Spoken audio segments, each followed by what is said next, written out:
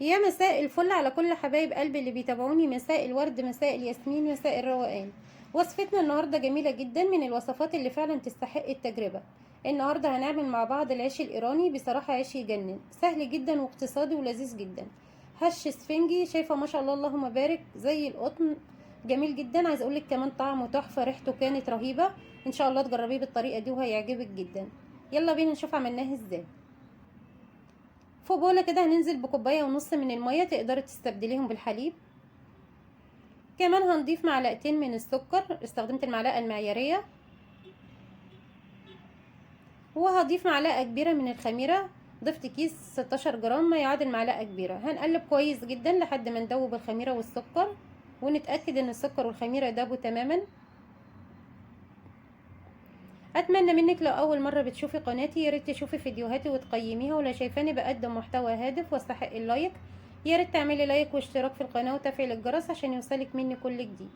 خلاص كده بعد ما دوبت الخميره والسكر، نزلت باربع كوبايات من الدقيق الكوبايه المعياريه. كمان نزلت بمعلقه صغيره من الملح، وهننزل بمعلقه الا ربع من البيكنج باودر. يبقى 4 كوبايات من الدقيق عليهم معلقه صغيره من الملح، معلقه الا ربع من البيكنج باودر. كمان هنضيف معلقتين ونص من الزيت.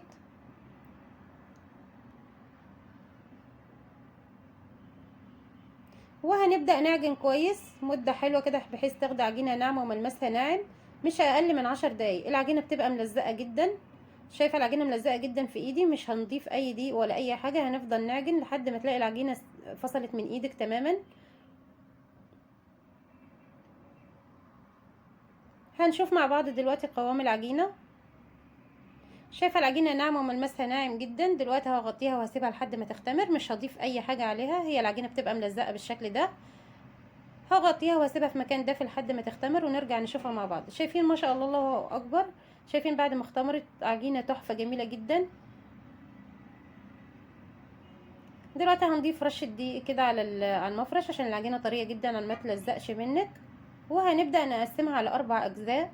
تقدري تقسميها على جزئين لو انت حابه، لو مش حابه يبقى 4 اجزاء. عملتها على 4 اجزاء. هنقطعها بالسكينه او اي قطاعه عندك تقدري تقطعي بيها.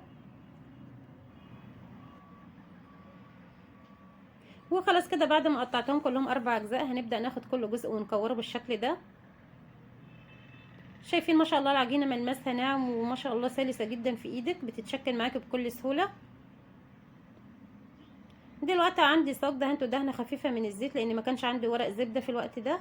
لو عندك ورق زبده يبقى تبطنيه بورق زبده، وبرده تدهني ورق الزبده دهنه خفيفه من الزيت عشان بس ما يلزقش في العجينه، لان في انواع كتير من ورق الزبده بصراحه ما بتبقاش حلوه وبتلزق في العجين.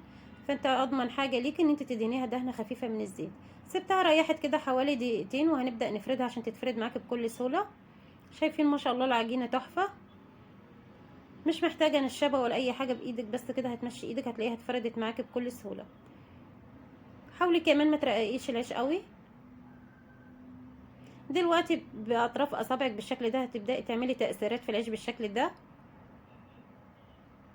شايفه ما شاء الله شكله تحفه جميل جدا بصراحه، عجبني وندمانه ان فعلا ما جربتهوش من زمان. عملت خبز التميس قبل كده والتاني كان تحفه وده جميل جدا. هنبدا نعمل تأثيرات بصوابع الايد بالشكل ده. تقدري تعملي الخطوه دي بعد العيش ما يختمر، وتقدري تعمليه قبل الاختمار براحتك.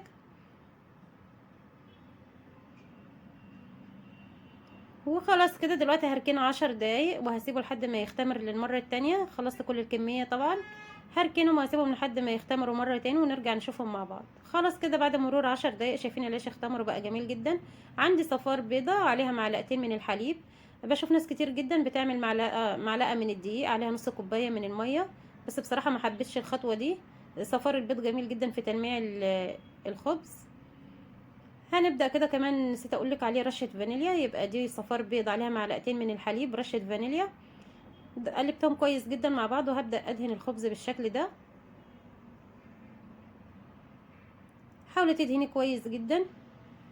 هنضف الصاج دلوقتي عشان ما يتحرقش في الفرن. وعندي حبة البركة، هنبدأ نضيف حبة البركة بالشكل ده.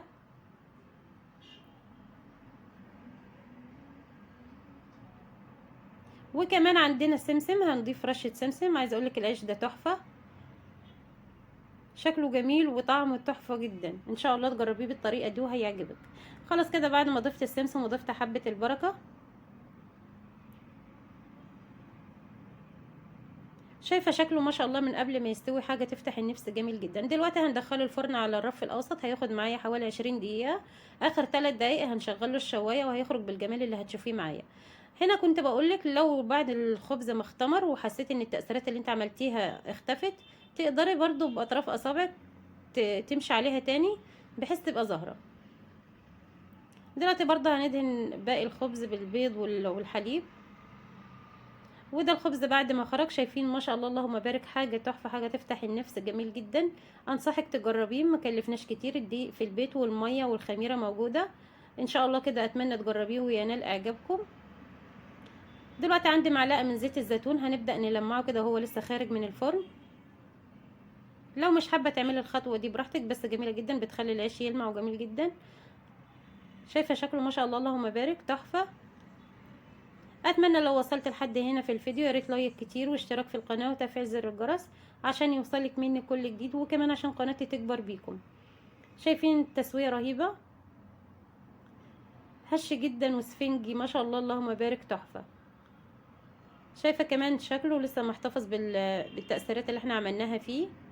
التسويه بتاعته جميله جدا. اتمنى ان شاء الله تجربوا الوصفه وتنال اعجابكم. مش عارفه هنا بصراحه كنت بقول لكم ايه، بس مش فاكره، بحاول افتكر، مش عارفه افتكر كنت هنا بقول لكم ايه. دلوقتي هنفتح الخبز مع بعض، شايفين ما شاء الله اللهم بارك، هش جدا وسفنجي. هنقطع مع بعض. عايزه اقول لك انا كنت ماسكه نفسي بالعافيه بصراحه.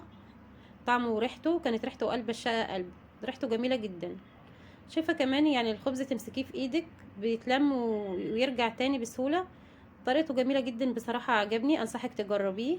واشوفك في فيديو جديد، باي.